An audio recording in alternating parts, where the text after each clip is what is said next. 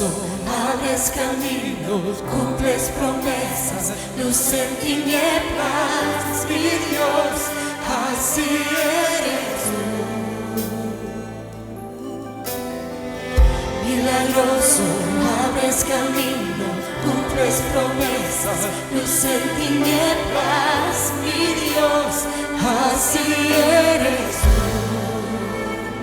Así es, Señor, así es. Levanta tu aplauso a nuestro Dios, quien cumple promesas. Amén, amén, amén. Dale ese fuerte aplauso al Señor.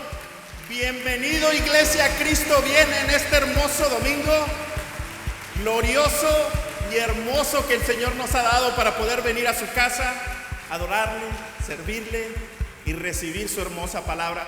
Y de igual manera le damos la bienvenida a todos aquellos que nos sintonizan a través de los medios de comunicación, a través de Facebook, YouTube Live, por la internet. Si esta señal ha llegado hasta ti el día de hoy, que el Señor te bendiga. La iglesia Cristo viene, estará intercediendo, estará orando por peticiones, y bienvenido a la casa del Señor. Amén. La iglesia Cristo viene, le da la bienvenida a cada uno de ustedes. Amén. Gloria a Dios.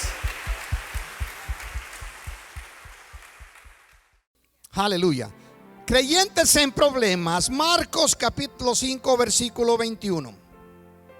Dice así la palabra de nuestro Dios: pasando otra vez Jesús en una barca a la otra orilla, sabemos que a la barca de Pedro, se reunió alrededor de él una gran multitud, y él estaba junto al mar. Vamos a encontrar aquí 5 grupos que tuvieron problemas. Algunos salieron con la bandera en alto.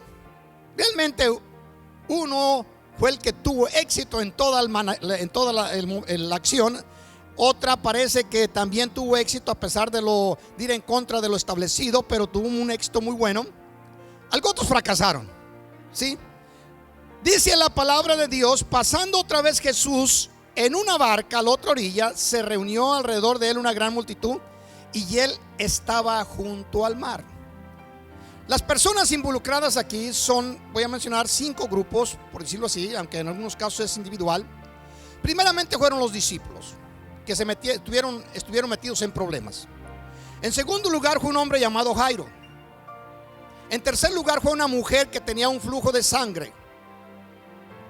En cuarto lugar estaba la multitud que estaba ahí para ver las manifestaciones poderosas de Dios. Y el tercer grupo eran los que estaban en el patio de la casa de Jairo. Unos fracasaron rotundamente, otros medio la pasaron, y solamente uno hizo perfectamente las cosas. Muy bien, así que conociendo esto, permítame hablar lo que aconteció 24 horas antes para poder comprender un poco mejor lo que está aconteciendo. Jesucristo salió de la tierra de Nazaret, de Capernaum, donde era su lugar, podemos decir su cuartel, donde estaba su casa y la mayoría de las casas de sus discípulos. Salieron rumbo a Decápolis, que significa 10 ciudades o 10 pueblos. Cruzaron el mar de Galilea, que son unas cuantas millas, al otro lado, a una región llamada Gadara. Cuando iban en proceso por la tarde, por la noche, después de haber salido de Capernaum rumbo a Gadara, se les levanta un viento terrible.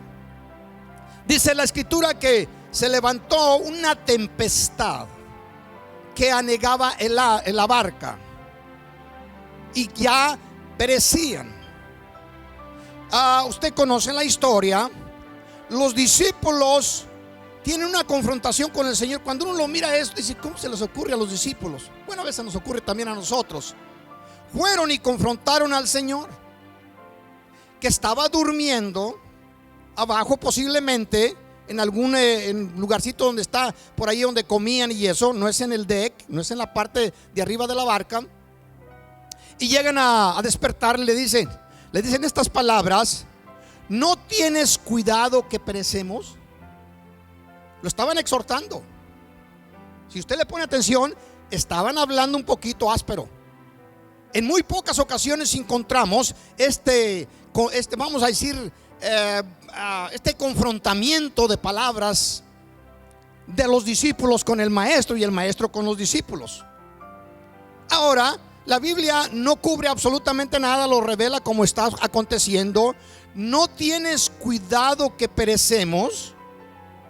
La respuesta de Jesús también es casi en el mismo nivel. Y le responde: ¿por qué estáis amedrentados, hombres de poca fe? En otras palabras, me están diciendo ustedes a mí, yo les voy a decir a ustedes. Ustedes vienen a mí a exhortarme que si no me preocupo por ustedes, pero ustedes, el problema de ustedes es que no tienen fe. Aquí está el problema.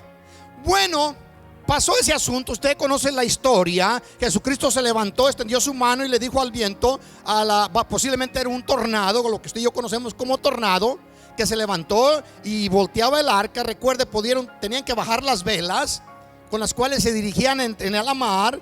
Se queda nomás a la deriva y es sacudida la barca por los vientos, vamos a decir, posiblemente un tornado. Y dice la historia bíblica que la barca se anegaba, el agua pasaba por encima y estaba ahí pues a la deriva y en condiciones de poderse sumergir, irse hacia abajo. Bueno, Jesucristo se levanta y le dice al viento, que este es un asunto espiritual, y le dice: enmudece. Y la Biblia nos dice: y se calmó y se hizo grande bonanza. Aleluya. Yo sé lo que es estar en medio de una tormenta, en medio de en una embarcación. Déjeme decirle que no es nada agradable. Si los discípulos fueron a decir al Señor: no te preocupes, yo hubiera pegado de gritos. ¿Me entiende? Pero bueno, no vamos a hablar muy severamente de los discípulos, pero estaba aconteciendo algo no muy apropiado para los creyentes. Llegan al otro lado, en la noche, al amanecer, llegan al pueblo de Gadara. Ahora viene otro asunto espiritual y superior, que si lo hubieran comprendido los discípulos se habían echado a correr sobre la mar. Se encuentran que al salir viene un hombre de los sepulcros. La Biblia no lo describe su nombre, nomás se le llama Gadareno, de Gadara, y viene a confrontar a Jesús con los discípulos que están bajando de la barca, y se les viene a echar encima con espumarajo. Y déjeme decirle que la Biblia lo revela, de que este hombre traía consigo, que lo controlaban, lo dominaban, una legión de demonios. Una legión, según los historiadores de los tiempos romanos, eran aproximadamente 6,000 soldados de a pie. Son 6,000 guerreros con espada y con escudo, y unos 300 jinetes a caballo. Ese era lo que componía una legión, que es lo suficiente para dominar la mayor parte de las ciudades de esos tiempos. Y se lanzan contra los discípulos. Imagínense que los discípulos hubieran podido ver, espiritualmente hablando, a un ejército de esa índole venir contra ellos. ¿Qué es lo que hubieran hecho? Hubieran corrido en la mar, entonces hubieran corrido sobre el agua. Bueno, la historia termina de una forma preciosa, como siempre cuando Jesucristo está involucrado. Le dice a este demonio: sal fuera. Y el demonio no quería, pues dice Jesús: pues ¿quién eres tú? Ellos le contestan: yo soy legión. Y ya usted conoce. Sal fuera y vete al abismo. Eso fue realmente, aunque no se explica ahí de esa manera, eso fue lo que aconteció, porque los espíritus inmundos, los demonios, esta hueste de demonios espirituales, le pidieron permiso al Señor de entrar allá con unos cerdos, los cuales se fueron a un desfiladero y se fueron así vivos, cerdos y demonios, al infierno.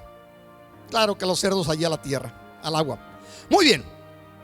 Varias cosas están aconteciendo. En tan solo 24 horas, Jesucristo retorna a Capernaum, para que usted y yo entremos a la historia que vamos a estar compartiendo en esta mañana. Una historia muy interesante.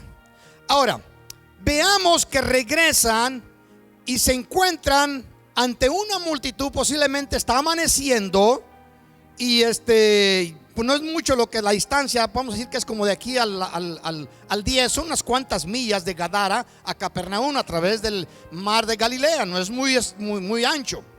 Regresan y una multitud está esperando para ver la manifestación del poder de Dios. Los discípulos han tenido confrontamientos con lo natural, que es un tornado posiblemente, lo espiritual que lo está moviendo porque iban en contra de ellos, Tuvieron un confrontamiento con nuestro Señor Jesucristo y otro con los demonios. En todo este proceso lograron salir ilesos porque iban con Jesús, pero en todo el proceso también algo vieron. ¿Qué fue lo que vieron? La gloria de Dios manifiesta en la persona divina de Jesús. De manera que como andaban con Jesús, sí vieron problemas, pero el resultado fue glorioso, porque Jesús iba con ellos y terminaron en este lado para contar historias que ahorita mismo estamos compartiendo. Ahora, vamos a ver cómo prosigue en el versículo 22. Nos encontramos que Jesús se baja de la barca con sus discípulos, pero inmediatamente llega una gran multitud de personas que están al frente para escuchar lo que Jesús tenga que decir. Versículo 5, capítulo 5, verso 22. Tenemos en ese capítulo todo el proceso. Dice: y vino uno de los principales de la sinagoga llamado Jairo, y luego que le vio, se postró a sus pies. Les voy a adelantar algo. De todos los discípulos y personas involucradas, este hombre hizo siempre lo correcto. Actuó en una forma de fe digna de imitarse. Tenemos que ver con cuidado. Este Jairo, lo primero que hace, dice que vino ante Jesús. Lo primero que hace, tuvo que abrirse paso entre la multitud que estaba ansiosa de ver algo, alguna manifestación poderosa. Eso fue lo que primero hizo. Me imagino las personas a su lado. Dice: ¿y este qué es el problema? Se cree mucho porque es el pastor de la región. Era el principal de la sinagoga. Dice: míralo, ya va, ahí va, metido, siempre queriendo estar en las primeras bancas. Cualquiera que haya sido la crítica, Jairo va directamente a lo que tenía en su corazón. Va directamente hasta Jesús. Tres cosas que Jairo hace perfectamente.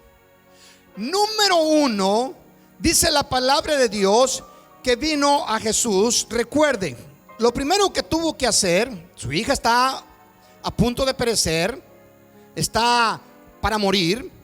Deja a su hija, que posiblemente era la única oportunidad que tenía de escuchar las últimas palabras de su pequeña que va a morir. La deja para ir a buscar la respuesta en el que todos los seres humanos debiéramos de buscar, en Jesús. De manera que muy bien podía haber enviado a algunos de su personal, porque era un hombre importante. La Biblia lo describe de esta manera. Posiblemente era uno de los hombres ricos de la región.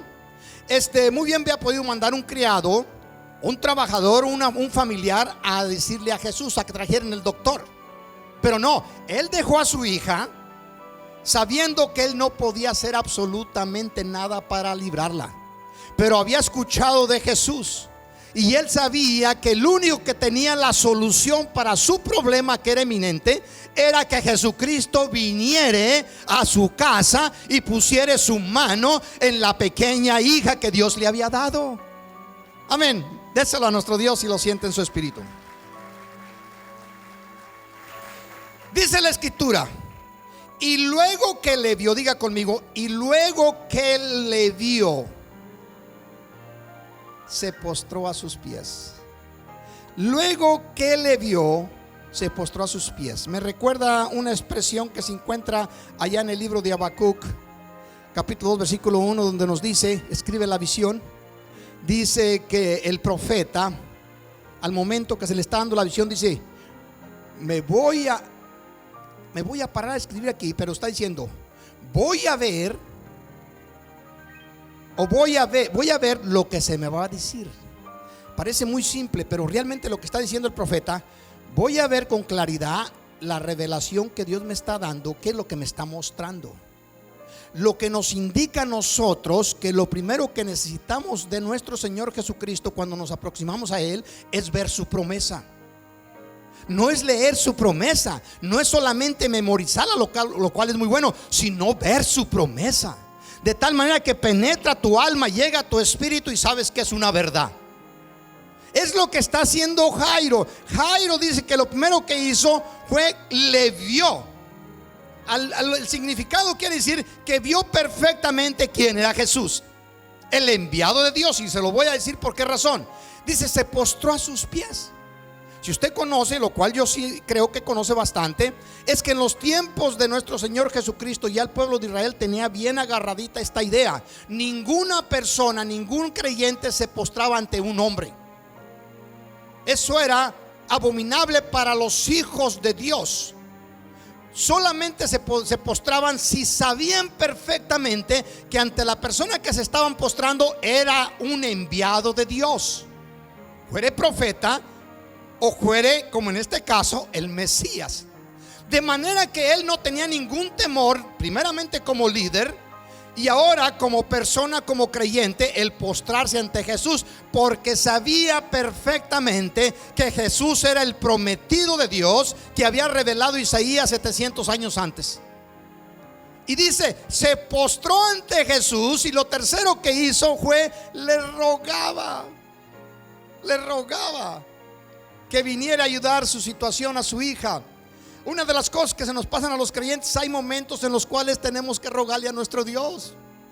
Si le clamamos un día, le clamamos el siguiente y le seguiremos clamando hasta que veamos la respuesta o lo que Dios quiere que aprendamos del asunto. Déselo fuerte a nuestro Dios, iglesia. Viene a mi mente un caso que Jesucristo mismo estaba declarando en una ocasión. Dice que había en una ciudad una mujer, una viuda pobre, que tenía un caso que había presentado delante del juez de la ciudad, un juez que ni temía a Dios ni a los hombres, y lo especifica claramente la Biblia. Y dice que esta viuda venía para que le hicieran justicia ante sus adversarios. Y el juez no le ponía atención, no era una mujer importante, no era reconocida en la ciudad, de manera que el juez nomás le echaba para afuera. Saquen a esa mujer ahí, gritona ahí. Y ella venía constantemente, hasta que un día el juez dice: wow, ¿saben qué? Voy a tener que hacerle justicia a esta mujer, porque me va a cansar la paciencia. Y dice que le voy a hacer justicia, no sea que vaya a seguir viniendo, nomás me está quitando el tiempo y me está, ya, es más, ya no puedo ni dormir, posiblemente haber dicho el juez. Y entonces Cristo menciona: ¿oíste lo que dijo el juez malo, que ni temía a Dios ni a los hombres? Dice: ¿cuánto más vuestro Padre Celestial hará bien a sus pequeñitos cuando clamen a Él? Fíjense, así que no desmayemos. Existen tantos creyentes en el mundo que de alguna manera u otra no prosiguen en la petición, el anhelo de su corazón. Veamos cómo prosigue esta enseñanza. Marcos capítulo 5 versículo 23 y 24. Y le rogaba mucho, diciendo: mi hija está agonizando, ven y pon la mano sobre ella para que sea salva y vivirá. El 24 dice: fue pues con él, y le seguía una gran multitud y le apretaban. Algo que me llama mucho la atención es de lo que está aconteciendo ahí. Dice la escritura que él le decía: ven y pon tu mano. Para nosotros, cuando leemos, pensamos un pastor que pone su mano sobre un creyente para que sea sanado. Pero ellos eran muy conocedores de las escrituras. Eran unas gentes muy conocedoras. Principalmente era un líder del mundo espiritual. Era el principal de la sinagoga. Tenían varios líderes, rabinos, que dirigían las sinagogas dependiendo del tamaño de la ciudad. Este era el principal, el número uno, un conocedor de las escrituras. Cuando le está diciendo: ven y pon tu mano sobre mi hija para que ésta sea sanada, déjeme decirle a dónde se está remontando este hombre, que conocían perfectamente el asunto. Cuando una persona había cometido pecado, tomaba un sacrificio, lo llevaba ante el sacerdote, y el sacerdote ponía su mano en el sacrificio y en el pecador. Una mano en el sacrificio y otra mano en el pecador. Y el sacrificio inocente tomaba el pecado del pecador, y simbólicamente, como Dios se los había explicado, y venía a dar sobre el animalito, para que la sangre del animalito cubriera ese pecado temporalmente. De manera que el animalito venía a ser el pecador ante Dios. Y lo que está diciendo este hombre, Jairo, le está diciendo: yo sé que tú eres el rabino de Israel, que tú eres el ungido de Dios. Ven y pon tu mano sobre mi hija pecadora, para que el pecado que la tiene a punto de morir pase a ti que eres inocente. Y es una de las recomendaciones que yo siempre he dado en la iglesia. Usted no debe de orar por cualquier persona en forma liviana. Dice: no pongas vuestras manos con ligereza, porque el pecado, cuando usted ora por alguien, el pecado, si usted no está al constante o al tanto de lo que está aconteciendo, ese pecado lo puede dañar a usted que está orando. Así es la Biblia. De manera que este hombre le está diciendo: ven, pon tu mano sobre mi hija y esta va a sanar, porque su pecado va a pasar a través de ti. Es algo muy interesante. Y el pecado de todo creyente, la única forma de ser disipado, extinguido, destruido, es que pase a través del Cordero de Dios. No existe otra solución para el perdón de los pecados, solamente a través del Cordero de Dios. Y luego dice: fue pues con él y le seguía una gran multitud y le apretaban. No sé si cuántos se acuerdan. Dice: Jesucristo, viene Jairo, se siente bien fortalecido. El maestro le ha dicho que va con él y va caminando a la par de Jairo. ¿A cuánto le recuerdan cuando Jesús camina, cuando Dios camina con uno? Recuerda la historia ya de antaño en Génesis, cuando habla la Biblia de un hombre llamado Enoc, y dice la escritura que no caminó con Dios 365 años, y después no se le halló Enoc porque Dios se lo llevó. Cuando tú caminas con Dios, no hay por qué preocuparse. Cuando tú vas caminando, cuando Dios va a la par contigo, tú no te debes de preocupar, porque el asunto lo ha tomado Dios en sus propias manos. Es asunto ya de Dios y no tuyo. Lo único problema tuyo y mío es caminar con Dios, ¿sí? Y ahora Cristo va caminando con este hombre. Ahora va a acontecer algo que va a sacudir, podía haber sacudido la fe de todos nosotros, pero no la de Jairo. Jairo lo está haciendo bien, lo está haciendo perfectamente. En todo este proceso, este hombre es un hombre de fe que lo está haciendo al pie de la letra, las cosas como la Biblia lo describe. Lo que va a acontecer enseguida es lo suficientemente fuerte para debilitar o tirar por tierra la fe de cualquier persona. Dice la escritura: va a venir una mujer entre la multitud que está haciendo las cosas opuestas a lo escrito. ¿Okay? Es una mujer que está siendo azotada por flujo de sangre, tiene 12 años ya en su problema, y viene en contra de todo lo ordenado por Dios, en contra de lo establecido por los judíos, y viene a intervenir o a perturbar el proceso de la bendición de Jairo. Esta mujer va a venir atrás para tocar el manto de Jesús. Sí, pues ¿qué de malo en el asunto? Bueno, es que si conoce un poco la Biblia, ninguna persona que estuviera afectada por lepra o por flujo de sangre podía aproximársele a un rabino, a un sacerdote, porque en el momento en que se le acercase y lo tocase, ese rabino quedaba inmundo y no podía seguir ministrando por los próximos 3 días. De manera que esta mujer sabe lo que está haciendo, le interesa muy poco el problema de Jairo. Ella ya está en una situación, ¿verdad?, desahuciada por los médicos, y ella dice: pues que pase lo que pase. Y algo que también debo más bien mencionar: si se daban cuenta, si se enteraban de que tenía flujo de sangre, la ley lo establecía por Dios de que esa mujer tendría que ser apedreada o morir. Lo único que tenían en común es tanto Jairo como esta mujer es que estaba de por medio la vida de la hija de Jairo y la vida de esta mujer. Ahora veamos cómo lo describe la Biblia. Marcos 5:25 en adelante, dice: pero una mujer que desde hacía 12 años padecía flujo de sangre y había sufrido mucho de muchos médicos y gastado todo lo que tenía y nada había aprovechado, antes le iba peor, cuando oyó hablar de Jesús, vino por detrás entre la multitud y tocó su manto. Con el conocimiento y el background que tenemos de la Biblia, ninguna persona inmunda podía tocar un rabino. Y entonces ya comprendemos un poquito mejor el asunto, porque decía: si tocare tan solo su manto, seré salva. Y enseguida la fuente de su sangre se secó y sintió en el cuerpo que estaba sanada. Bendígalo.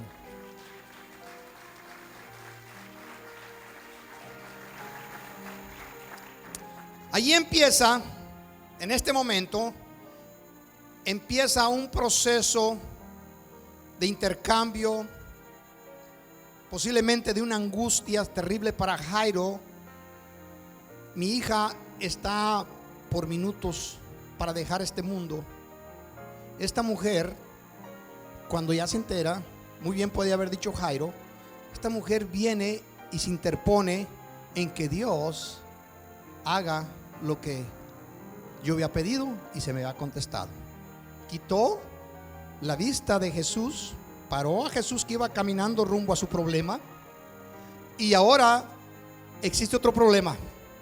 Imagínense la impaciencia de Jairo, que sabía que había dejado a su hija para morir en minutos, sudándole las manos, mirando el asunto. Se le estaba saliendo todo de control.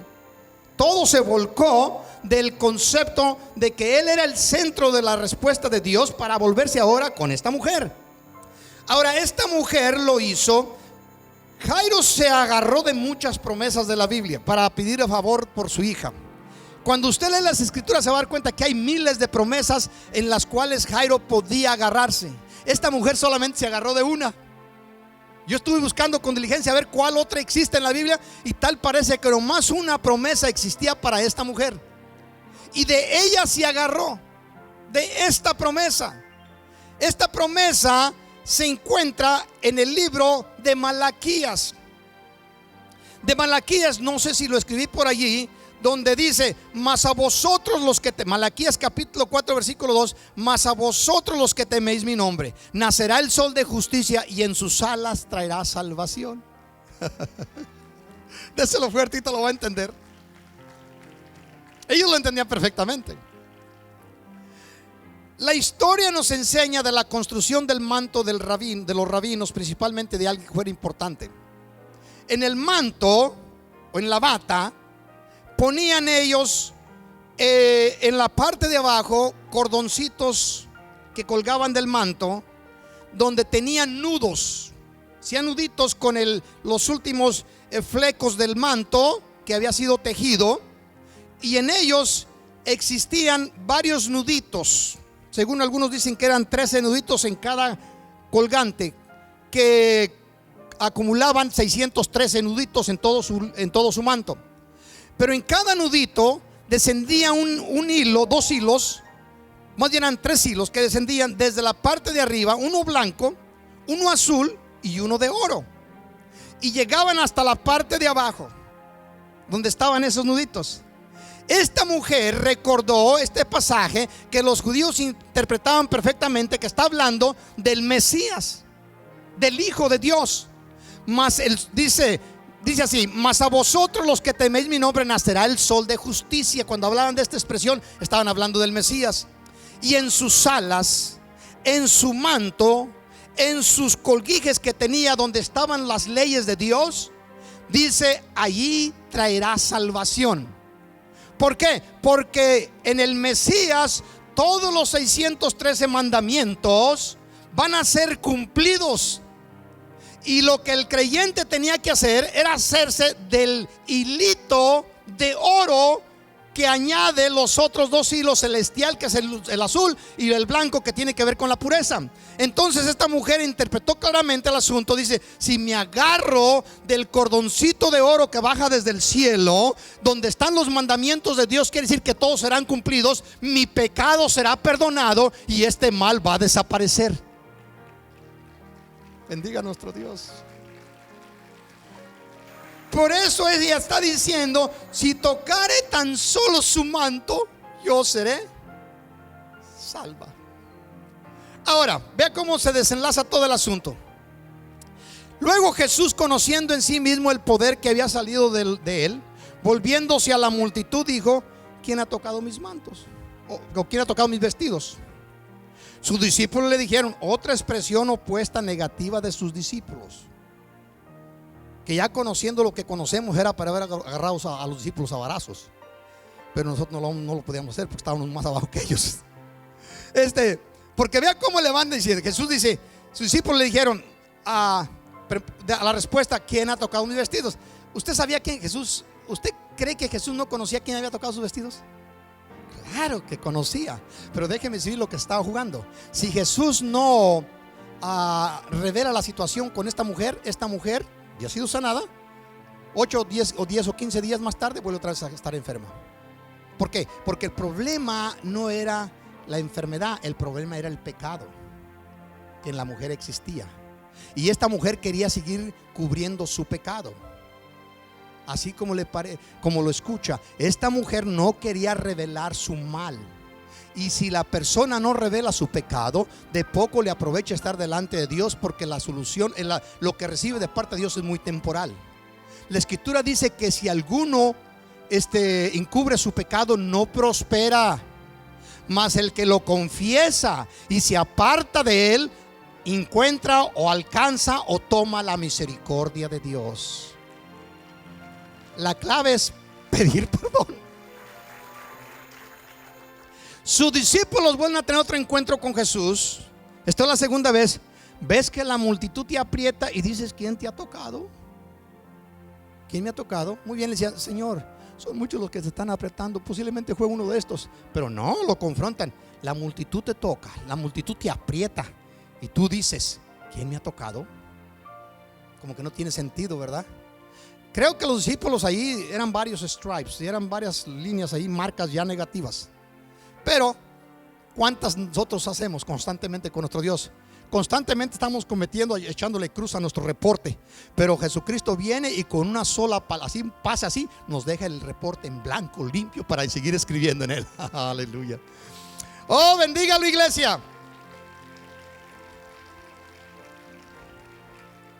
Pero él, mirando alrededor, él quiere que lo que salió de él, el bien que salió de él, sea completo. Él no quiere que quede a medias y esta mujer vuelva otra vez al mismo pozo. Pero él mirando alrededor para ver quién había hecho esto, sabiendo que él ya conocía, entonces la mujer, temiendo y temblando. ¿Por qué cree que venía temiendo y temblando? ¿Por qué? La van a apedrear. Se van a dar cuenta. Imagínense lo que estaba pasando por la mente de Jairo cuando se dio cuenta del problema. Esta mujer con flujo de sangre, el Mesías, el enviado de Dios, viene a mi casa para sanar a mi hija. Esta mujer viene y lo toca. Ha hecho que el ministro de Dios quede bajo inmundo por el toque de una mujer que estaba con este problema, sea flujo de sangre o sea lepra. De manera que él ya no va a poder seguir a ir a mi casa. Él va a tener que apartarse por 3 días y estarse bañando constantemente con agua corrediza y purificándose para limpiarse de la inmundicia. Pero la diferencia en este caso es que al que esta mujer había tocado, era el que purifica no solamente la inmundicia, sino también el pecado. Lo quita, lo destruye totalmente. A él no se le pega nada. Pero claro que Jairo no lo sabía. Los discípulos tampoco. Cuando esta mujer viene, entonces la mujer vino temiendo y temblando. Ella sabe, se descubrió el asunto. Ahora aquí, pues no voy a morir de flujo de sangre, pero voy a morir de las pedradas que me dan estos judíos religiosos. ¿Sí? Dice, sabiendo lo que ella había dicho, sabiendo lo que había sido hecho, vino y se postró delante de él. Esta es la forma clara de presentarse delante de Dios. Antes de terminar el escrito, le voy a mencionar algo que la iglesia de Cristo viene y necesita practicar. Necesita practicar. Déjese de costumbres, de culturas y de pereza. Nosotros, mi hijo y yo, llegamos siempre primero a la iglesia. Casi siempre somos los primeros que llegamos. A veces nos gana el hermano de ahí. Y todos los domingos por décadas, y desde que este templo fue construido y cuando estábamos en el otro de igual forma, yo vengo y me postro ahí por unos 10 minutos a orar. Me postro ahí para pedir misericordia, el favor de Dios y su aprobación, porque vamos a estar hablando de Él. Y hablar de Dios no es cosa liviana. Hablar de Dios es un honor tan grande que debemos hacerlo con mucha precaución, con temor y temblor. Estamos hablando del creador del universo. No vayamos a usar expresiones que pongan en la mente de algunas personas una cosa negativa respecto a nuestro Dios, porque no le existe primeramente, pero no es bueno que haya en los cerebros o en las mentes de las personas. Todo cristiano debiere de hacer lo mismo. Cuando viene a la casa de Dios, en vez de venir a la carrera esperando de que se haya recogido ya la ofrenda para llegar, según para quedar bien con Dios, déjeme decirle, no, está fracasando constantemente. Está fracasando delante de Dios. Toda persona hubiera de llegar sentadito en su banca o arrodillarse poniendo sus manos en la banca que sigue y ponerse en las manos de nuestro Dios y decirle: Señor, perdóname, ten misericordia de mí, apruébame en esta mañana. Eso es lo que voy a decir. No haga lo que acostumbraban los creyentes, de dar la espalda, de ponerse e irse a dormir en la banca, en el asiento, dando la espalda al altar. A Dios no se le debe dar jamás, sabiendo que aquí es donde se predica a Dios, aquí es donde está el centro de Dios. No se le debe dar la espalda nunca, jamás. Se le debe siempre estar de frente, postrado ante Él, arrodillado o postrado delante de nuestro Dios, porque Él es el Señor de toda la creación. Él es nuestro Padre y damos gloria por ello, pero siempre tenemos que acercarnos a Él como lo que Él es, el Padre del universo. Así que si usted no pone en práctica esas cosas, usted le están faltando las primeras bases para ser un cristiano estable, sólido en el camino de nuestro Dios. Siempre que vaya delante de Él, póstrese delante de Él y hónrelo. Amén. Ahora, esta mujer dice: entonces la mujer, temiendo y temblando, sabiendo lo que en ella había sido hecho, vino y se postró delante de él y le dijo toda la verdad. Aquí está el asunto, toda la verdad. Le confesó allí delante de la gente de dónde venía su problema. Y le venía que había, violando las escrituras, ella había hecho esto. Jesús era lo que quería escuchar. No que el problema de que había pecado, que había hecho males, de que había violado la ley de Dios. No, quería que lo confesara la mujer. Como antes se los mencioné, el que confiesa su pecado y se aparta de él alcanza la misericordia de Jehová. El asunto no es que ya hiciste mal. El asunto es que pidamos perdón, porque Dios nos perdona. Y las cosas de allí caminan muy bien en su presencia. Déselo fuerte a nuestro Dios. Versículo 34. Y le dijo: hija, tu fe te ha hecho salva. Ve en paz y quedas sana de tu azote. Este ya no vuelve a ti. Como se los dijo Moisés al pueblo cuando salió del Mar Rojo: los egipcios que habéis visto hoy, nunca para siempre les volveréis a ver. Ese mal no lo vuelven a ver ustedes. Sí, porque ya Jesucristo lo ha totalmente destruido. Y la forma de Cristo hacerlo es cuando confesamos nuestro pecado. No lo va a cubrir como en los tiempos de antaño, lo va a destruir totalmente. Aleluya. Déselo fuerte, iglesia, a nuestro Señor.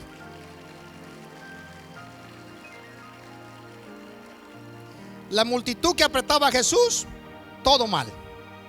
Nada bueno sacaron del asunto, solamente una experiencia de algún proceso histórico. Esta mujer, a pesar de haber violado la ley, al tiempo que se postró delante de Jesús, sacó lo perfecto. El que está todavía en problemas es el que está haciendo bien las cosas, que se llama Jairo. Todo este proceso ha detenido para que Cristo llegue a la necesidad. Él vino por el Life Fly y no ha llegado, no viene ni en burro. Se paró todo el asunto y su hija por el momento se está muriendo. Y veamos la historia que prosigue. Mientras él aún no hablaba, vinieron los de la casa principal de la sinagoga diciendo, tu hija ha muerto. ¿Para qué molestas más al maestro? La expresión ¿para qué molestas más al maestro? Quiere decir que él seguía persistiendo en el asunto. Ya se arregló todo esto con esta mujer y él seguía acá todavía. Señor, vamos para mi casa, mi hija está a punto de morir. Señor, mira que esto es ya cuestión de segundos. Vaya usted a saber cómo le estaba diciendo Jairo. ¿Cómo le diría usted si su hijo o su hija estuvieran muriendo? ¿Cómo le diría? ¿Con lágrimas? ¿Con gritos? ¿Con desesperación? ¿Con grande deseo de que respondiera el médico amado a la necesidad de su hija? Así se encontraba Jairo. Y Jairo no estaba quejándose. Esta mujer, su problema es grande, sí, pero no como el mío. El mío es instantáneo, es de muerte. Esta mujer podía muy venir después que sanes a mi hija.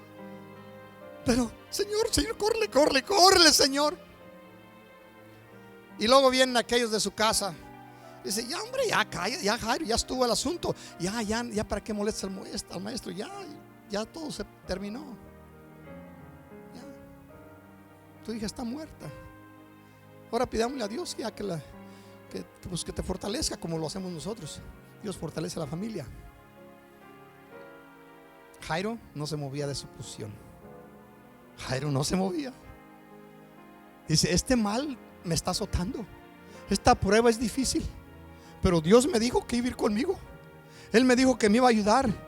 Y de aquí no me mueve nadie. Jairo, pero ya murió tu hija. No me mueve nadie.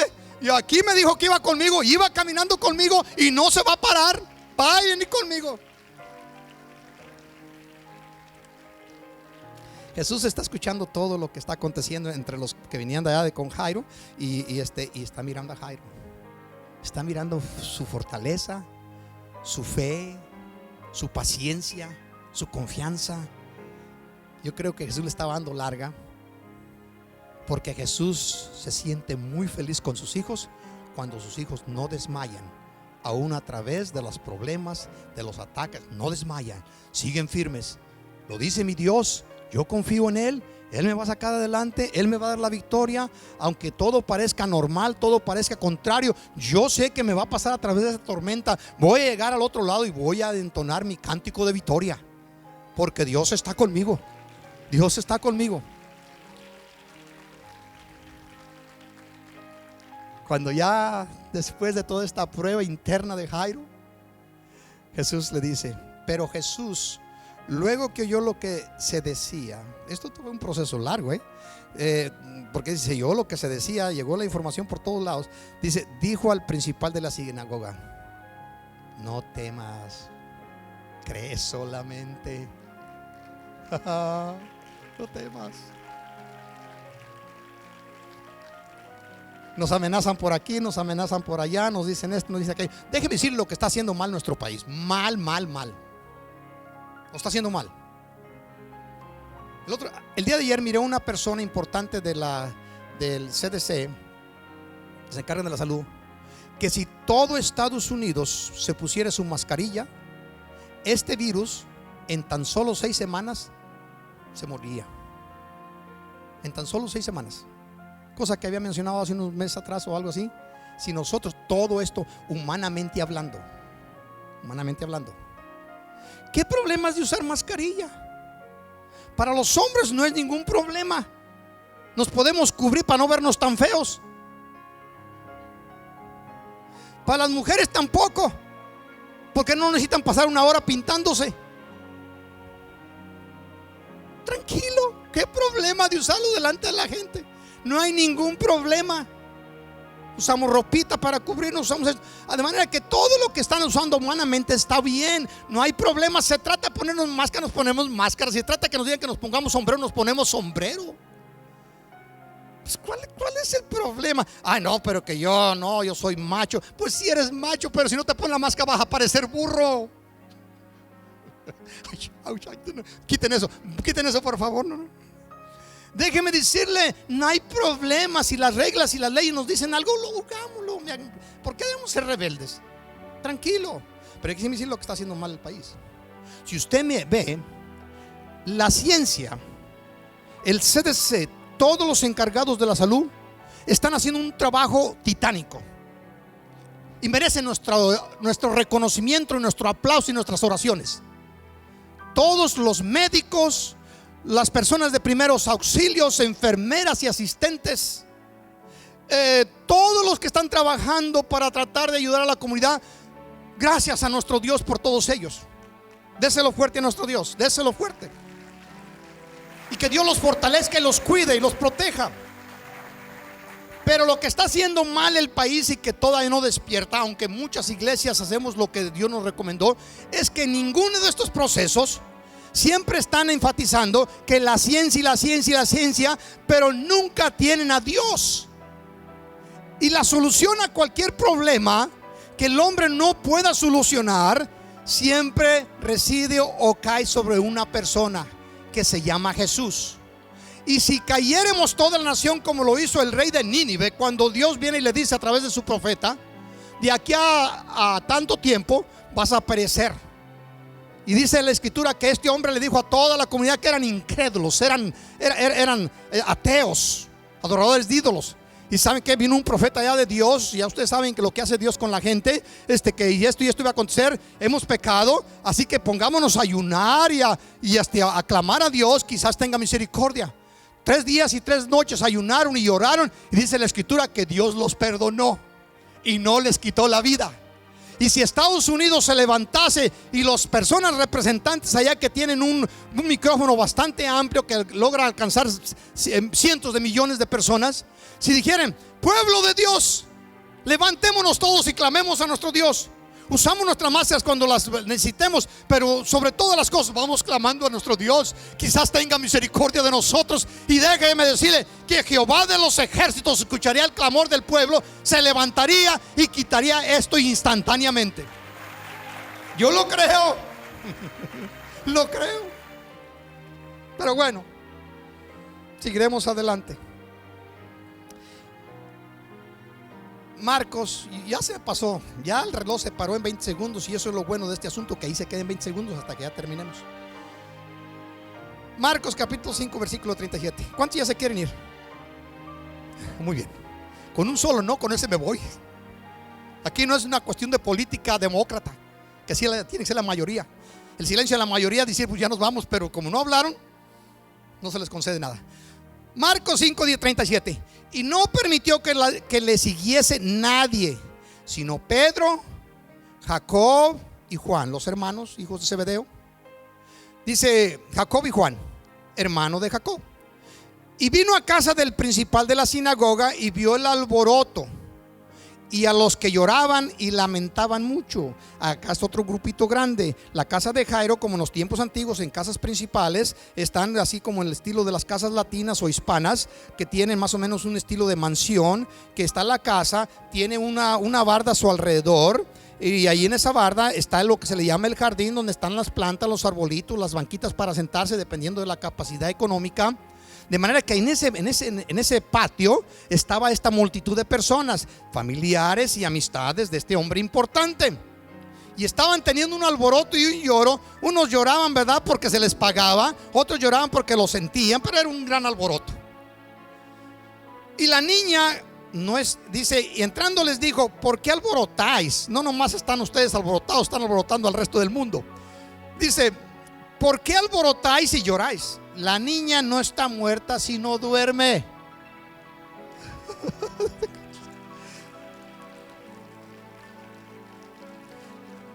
De seguro que toda esta gente lo entendió como algunos de ellos lo entendieron como lo entiende la iglesia cuando una persona fallece y estamos diciendo: recuerden que esa persona no está muerta, está durmiendo. ¿Sí?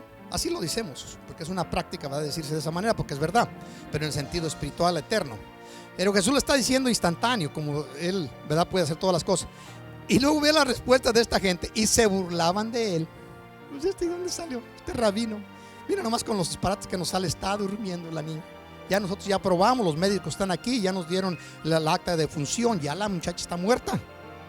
Ya desde que fueron a avisarle. Dice, y se burlaban de él, mas él echando fuera, bueno, todo este montón de críticos, todo este montón de alborotadores, todo este montón de gente incrédula, échenlos para afuera. Y se burlaban de él, mas él echando fuera a todos, como tomó al padre y a la madre de la niña y a los que estaban con él y entró donde estaba la niña. Entró el padre, entró la madre, entró Pedro, entró Jacob y entró Juan. ¿Cuántos son? Son 5 y él 6.